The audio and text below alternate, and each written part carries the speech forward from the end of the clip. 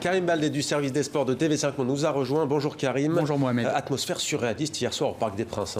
Et oui, surréaliste d'abord par le huis clos, le fait qu'il n'y ait pas de spectateurs. Et l'avantage de cela, c'est qu'on entend tout ce qui se passe, y compris depuis le haut de la tribune de presse. Rapidement, après avoir entendu les cris, les invectives, notamment de la part du banc stambouliote, on a rapidement compris que quelque chose de grave se produisait sur le terrain, avec les joueurs regroupés autour de l'arbitre, beaucoup de discussions et un homme clé quand même à signaler, Dembaba, l'attaquant franco-sénégalais de l'équipe d'Istanbul, qui très rapidement a pris les choses en main. Il allait dire ses 4 vérités au 4e arbitre et à l'arbitre principal, et ensuite a incité ses coéquipiers puis ses adversaires parisiens à sortir du terrain. C'est lui qui a été moteur dans cette histoire. Beaucoup de confusion s'en est suivi après la sortie des 2 équipes du terrain.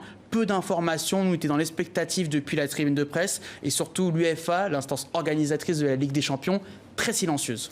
Et des réactions unanimes dans le monde du sport et même politique, Karim.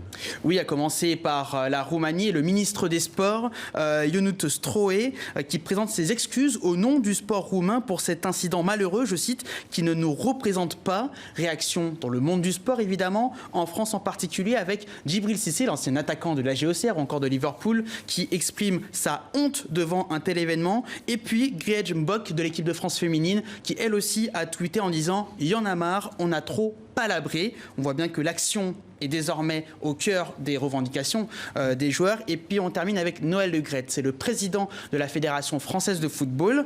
Réaction classique finalement, ces incidents sont inacceptables et n'ont pas leur place dans un stade. Le même homme qui avait quand même dit en septembre que le phénomène raciste dans le sport n'existe pas ou peu. Et pour finir, Karim, dites-nous pourquoi c'est historique, pourquoi c'est inédit dans le monde du football. On sait que Samuel Eto'o, l'ancienne gloire du football camerounais et du FC Barcelone, avait décidé un jour de quitter le terrain. Pourquoi c'est inédit cette fois-ci?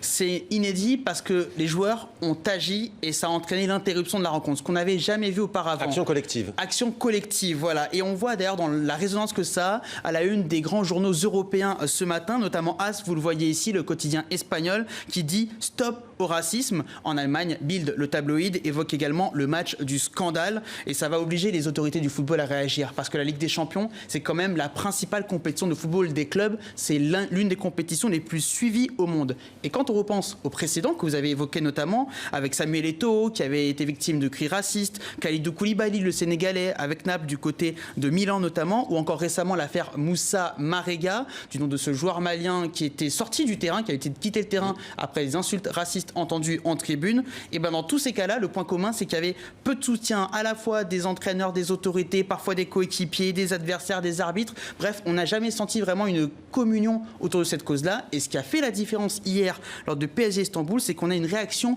collective des 2 équipes.